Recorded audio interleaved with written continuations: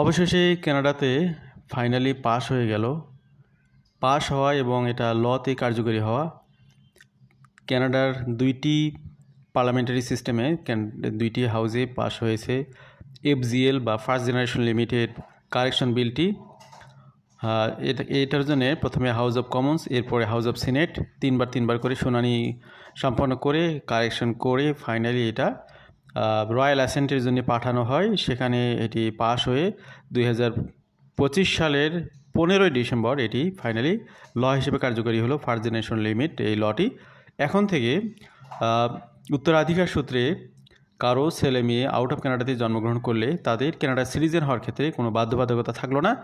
তবে এখানে বিশেষ কিছু বিষয় থাকবে বা আছে, সেগুলো আমরা কথা বলবো। বিশেষ করে ধরুন যে একজন ব্যক্তি তিনি কানাডার সিটিজেন, তার ছেলে মেয়ে কানাডার বাইরে জন্মগ্রহণ করলো,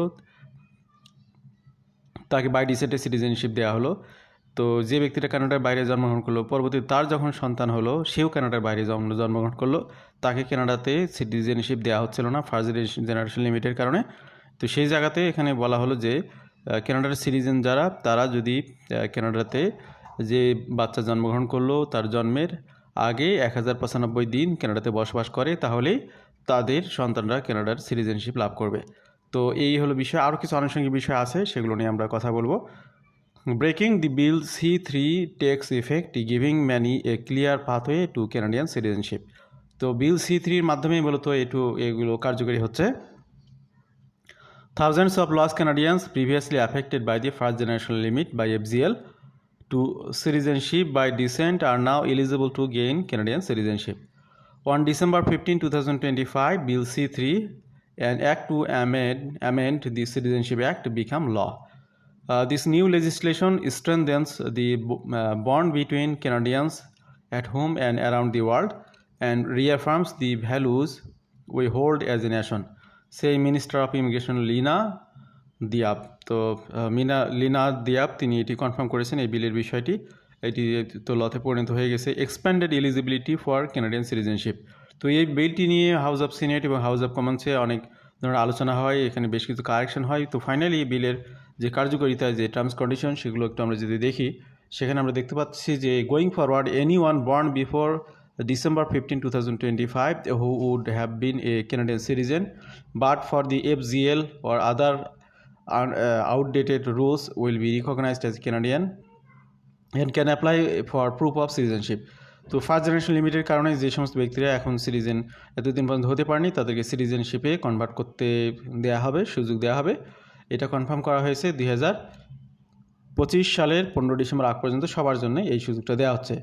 those born abroad to at least one Canadian parent on or after December 15, 2025 will be eligible for Canadian citizenship. 2025 সালের 15ই ডিসেম্বরের পর থেকে যারা আউট অফ কানাডাতে জন্মগ্রহণ করবে, তাদের কানাডা সিটিজেন হওয়ার জন্য, সিটিজেনশিপ পাওয়ার জন্য কয়েকটি নিয়ম মেনে চলতে হবে। নাম্বার 1 হচ্ছে their parent was a Canadian citizen when they were born.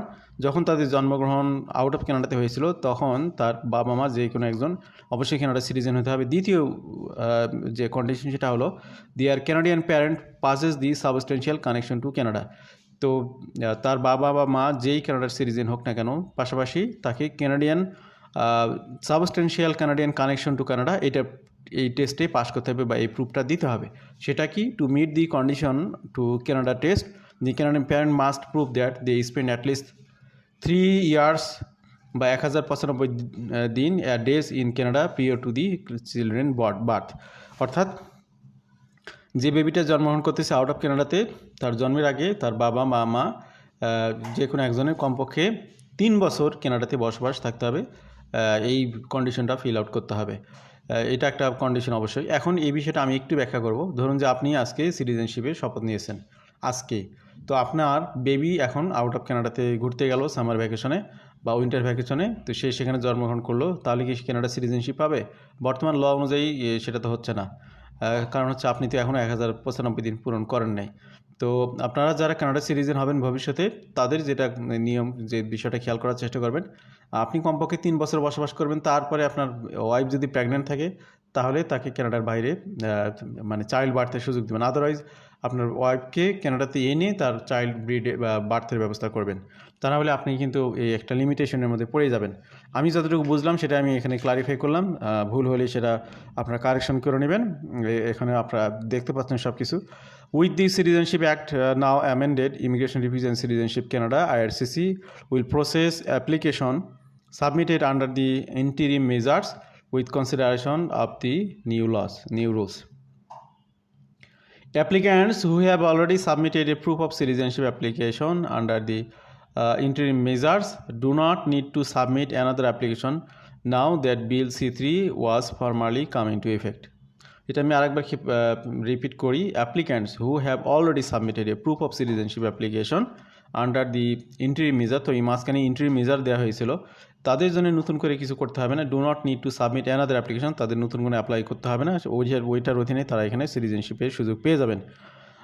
Changes to the Citizenship Act may also grant to restore Canadian citizenship to the following individuals depending on their circumstances. তো নতুন যে নিয়ম করা হলো এটার ফলে অনেকেই সিটিজেনশিপ ফেরত পাবেন। অনেক ব্যক্তি কারা? Those who were born outside Canada and whose parent was a citizen before they were born. Those who were born outside Canada and whose parent became a citizen because of the new census. Those who previously lost their Canadian citizenship.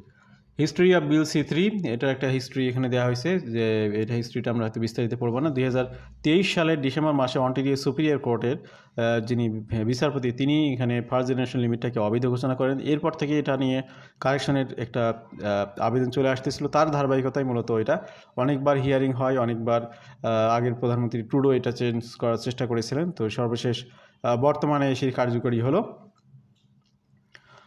2025-এর 15 ডিসেম্বরে কার্যকরী হলো। The benefit of Canadian citizenship, তো কানাডার citizenship লাভ করলে কী কী benefit পাওয়া যায়? As compare to permanent resident, Canadian citizen hold a number of right unique to them. এখানে কী কী আপনারা পাবেন? The ability to vote in Canadian election, Canada ইলেকশনে ভোট দিতে পারবেন। Right to enter Canada and the inability to be found inadmissible.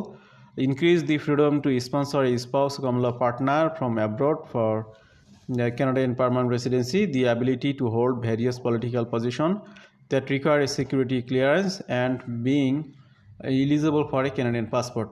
তো এই হলো অবস্থা। আজকে আমরা নতুন যে বিলটি কার্যকরী হলো, আগে বিলটার যে বিভিন্ন সময়ে কারেকশন হয়েছে, যখন সেটা কারেকশন বা হিয়ারিং হয়েছে, সে বিষয়গুলো আমরা টাইম টু টাইম আপনাদেরকে আপডেট দিয়েছি আমাদের চ্যানেল থেকে। আজকে আমরা ফাইনাল আপডেটটা দিলাম। হয়তো বিল C3 নিয়ে আমাদের আর কোনো আলোচনা করতে হবে না নিকট ভবিষ্যতে, কারণ এটা বাই ল হিসেবে কার্যকরী হয়ে গেল। তো কার্যকরী হওয়ার আগে পরে যে কন্ডিশন আছে কিছু, সেগুলো নিয়ে আমরা আজকে আলোচনায় আপনাদেরকে সঠিক তথ্যগুলো সরবরাহ করার চেষ্টা করেছি। আরও বিস্তারিত তথ্য আসবে, যদি প্রয়োজন হয় সেটা নিয়ে আমরা আরও ক্লারিফাই করব। তো আজকের মতো আমাদের আলোচনা এখানে আমরা সমাপ্ত করব। ভালো থাকবেন সবাই। আল্লাহ হাফিজ। সালামু আলাইকুম।